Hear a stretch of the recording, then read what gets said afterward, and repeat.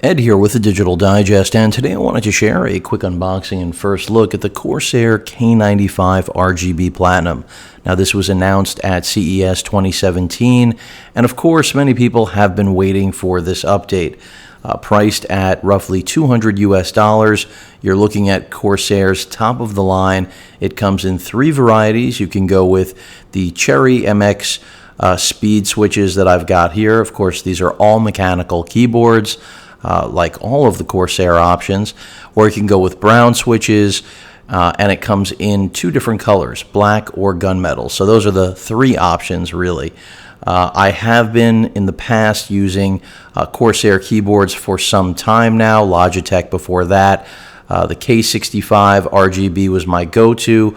I've also been dabbling with the Strafe, the silent, also Cherry MX silent switches.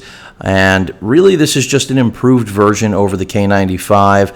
The font has been changed. They've eliminated some G keys. Some users not so happy about the elimination of the additional G keys, but based on Corsair's research, it was really a matter of user feedback with gamers expressing the fact that they simply did not need that many G keys. So with that said, I'll show you the rest of the packaging. You've got a 3-year warranty.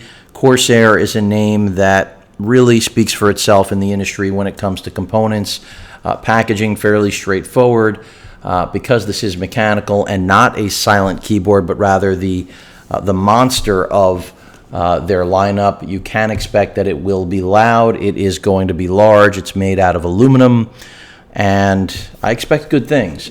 Rgb lighting, of course, now has been taken to another level. Of course, many of you out there will feel this is just about marketing, but now it actually has memory presets, so you do not have to rely just on software. Of course, it will take software to set up, I think, the 3 presets that you can arrange.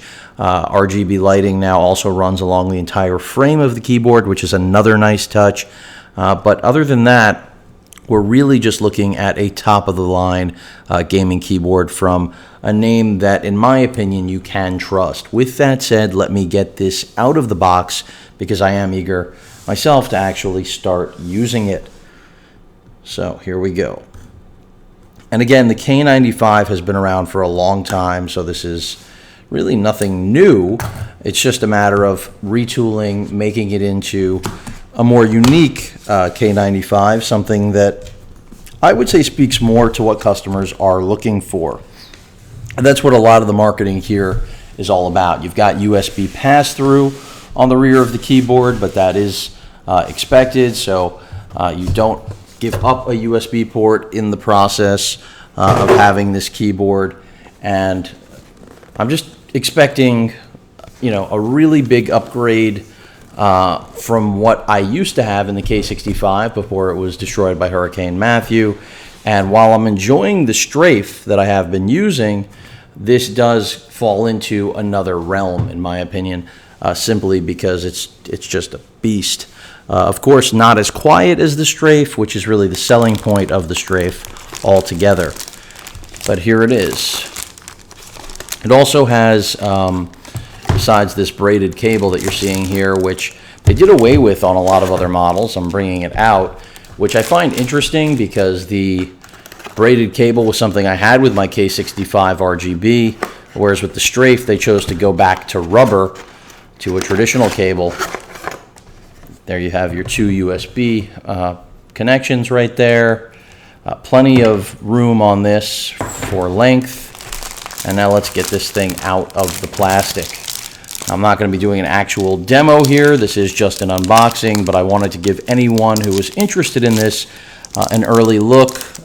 Corsair did not provide this keyboard to me for review, for those of you that are wondering. Again, all of my equipment in my studio was destroyed, so I've had to start to repurchase some stuff, this being one of them, since I have been working on a keyboard that really was less than adequate, is where I'd put it.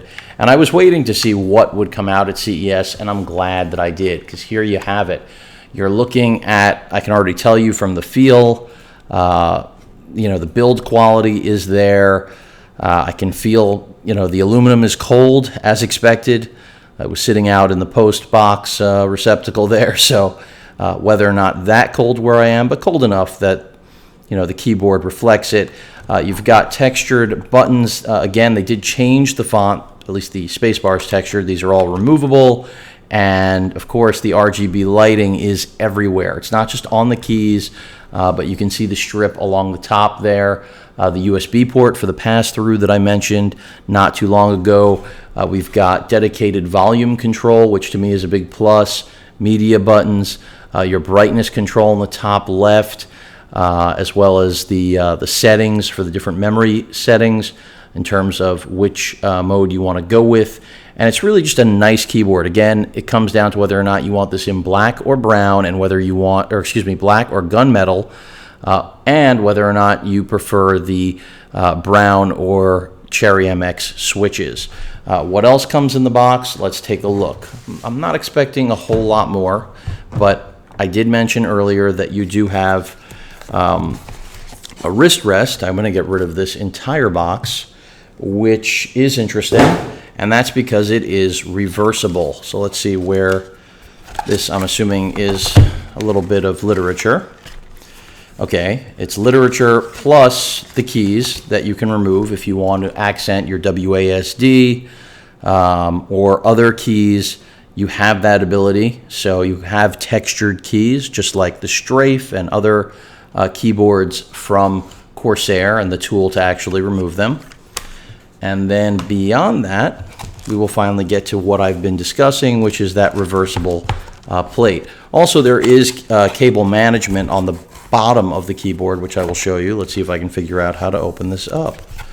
Should be fairly simple. I always say that during every unboxing, don't I? It should be fairly simple. But, you know, I really think Corsair, I'm not going to say that they, you know, screwed up, but they definitely missed an opportunity not getting this out in time for the holiday season. It's fairly obvious that, you know, had they, as I'm having problems with this, had they got this out in time for the holiday season, you know, they would have had a wider market for it. I think a lot of people would have been after it. Boy, is this thing giving me problems. What's new? If you follow my channel, you know I'm the Larry David of unboxing, pretty much. And I can't get this out, so there's only one way I'm going to get it out, and that's begun.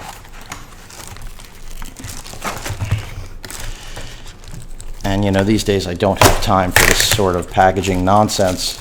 Not a knock on Corsair. Meanwhile, it looks like I could have just, yeah, wow, slid it out of here, and I could have. And so I did after I mangled the box. Let's hope I don't need to return this for any reason. Not that they wouldn't take it back. Now, I can tell you the grip, the rest pad, the wrist rest is pretty substantial. I can feel that already. Plastic mounting pieces right here. And what's cool about this, as I was mentioning, let's see if I can get this plastic off. Removing plastic is my nemesis and my cat's delight. Okay, so here you go. Magnetic, and maybe that's why I was having a problem getting, what did they put, a bag around this? Here we go. So you've got two sides. One is the side that you would typically find right now, this plastic is sticking to me, with something like the Strafe. Textured, the partition down the center.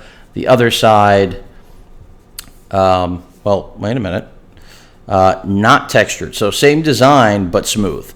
So it's a matter of whether you want the texture, the more grippy side of things, even though it's rubberized on both sides, or the smooth finish. And then it just snaps right on. I'm not sure personally which I'm going to prefer, but I'll see over the course of my use.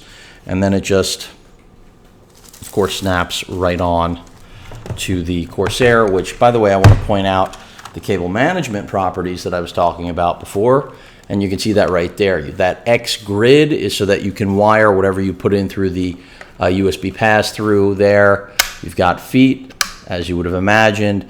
And so you've got some form of cable management, and this is where the grip actually mounts onto the keyboard.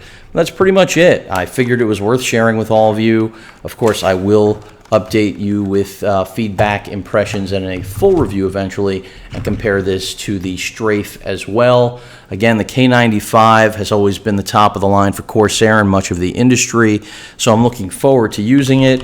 Definitely not silent like the Strafe, even though the Strafe is not literally silent. This will make more noise, but this is more feature-rich, not for everyone, and the price point suggests that. At $200 US, it's a very expensive keyboard. Any questions or comments, please feel free to post them. Hit that like button, and as usual, please feel free to subscribe. Later.